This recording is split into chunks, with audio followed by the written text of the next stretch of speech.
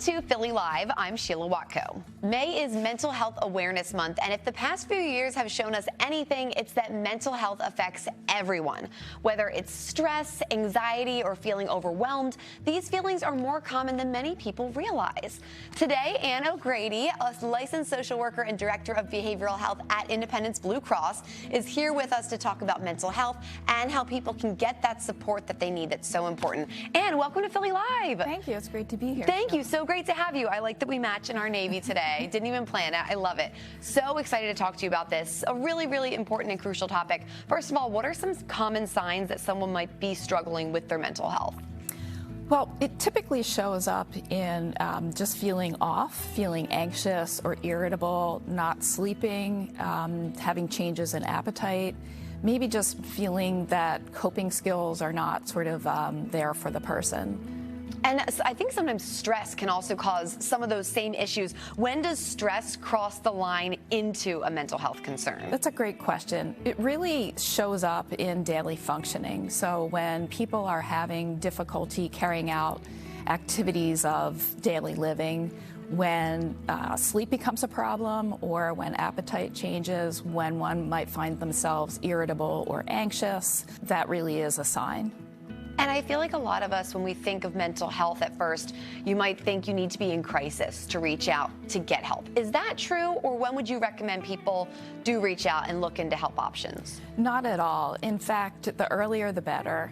We really are thinking about mental health and mind health and emotional well-being really as very similar to physical health. So taking care of yourself in terms of daily habits that you would practice to ensure that you're keeping fit kind of for your emotional or your mind health.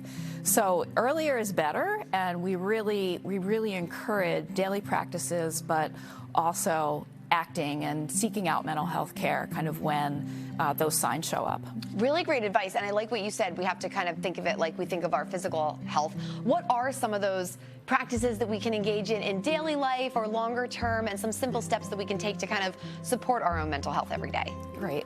Things like sleeping, getting enough sleep is really critical. Exercise has been proven to have mental and emotional effects. Also, breathing exercises, meditation, yoga. There are a lot of proven techniques that are out there to manage stress, and really, really critical, again, that they're incorporated into daily habits. Do you have any tips that you really like in your own life? Well, I think socialization is really critical. Is so it? being engaged with other people, being able to talk about what one is experiencing, or just have common ground. So that's really, really important. But I think one practice that I've really picked up is meditation, and really just trying to ground myself in self-awareness and intention really helps me kind of come back to a place of being calm and trying to kind of set myself up for the day. And Ann, if mental health is something that we are struggling to maybe deal with and tackle on our own, I know that Independence Blue Cross does have great resources. Can you tell me more about that? So if signs show up of mental health concerns, IBX has great resources. We have a care navigation team and a set of providers where we can match people for fast care. So again, really important not to wait, and we can help.